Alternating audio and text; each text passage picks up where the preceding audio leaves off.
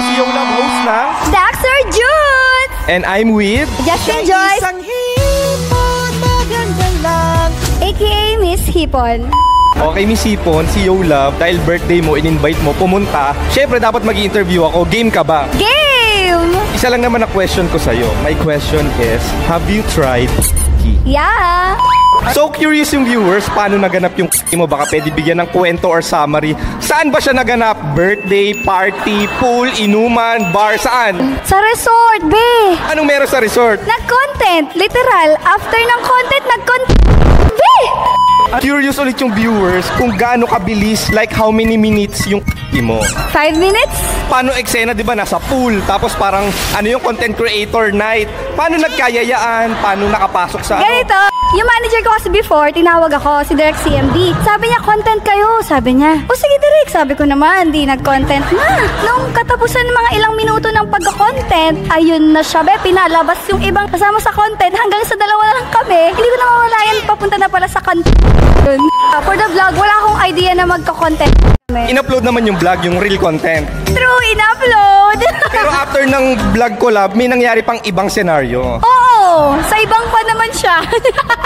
So, anong eksena? Like, anong klaseng posisyones? Like, how did you do? Ako yung nasa baba, siya yung nasa top. Tapos, habang nagchuchuk-chak-chenes kayo, syempre, nakita mo, na-sight mo, binuko-juice mo ba ang nota ni Bebe Boss? Hindi ko siya binuko-juice. Bakit? Hindi kasi ako sumusub. So, shoot-shoot lang. Shoot lang. Okay, ang pinakasikat na tanong ni Yola, ano yung na-sight mo? Dax or Jutes? Dax, be. Wasak malala. Kaya nga hindi na naulit. At pinaluwag ang eskinita. Be, Sa tingin mo from 1 to 10, mga ilang inches? Like 7 or 8? Pwede na. Satisfied. Satisfied. Eh, mataba, maugat.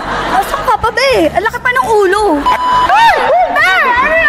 Ano yung hindi mo makakalimutan na word na sinasabi niya habang binabang-bang-bang-bang ka? Hindi ko makalimutan sinasabi pa ulit-ulit. Ang sarap ni hipon.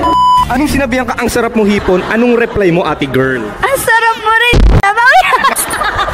Uy, bakla ka, mahulog. So eto na. Siyempre, sorry for the word, pero nagkagamitan na, nagkarausan na, satisfied na sa isa't isa. Nung lalabas na, saan niya ginutok? Kita mo nga sa chat. Yan. Mas mabababa dito. So, nung ginutok, anong eksena mo? For the punas ka ba? For the CR? Paano? Kwento mo. Medyo nandiri ako. Bakit ayaw mo sa loob? Takot ka ma-jaunties? Ayoko kasi ilang taon pa lang ako nun, like 19?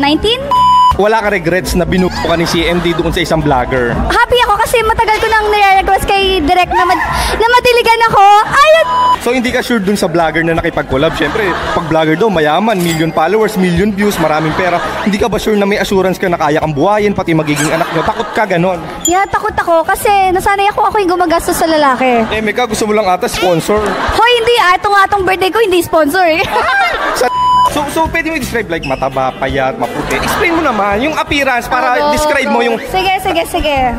Mahaba ang buhok, mapayat, maputi, matangos ang ilong. O banggitin mo na lang kung sino, tapos tutot na lang namin, mute na. Ago. Anong name ng vlogger?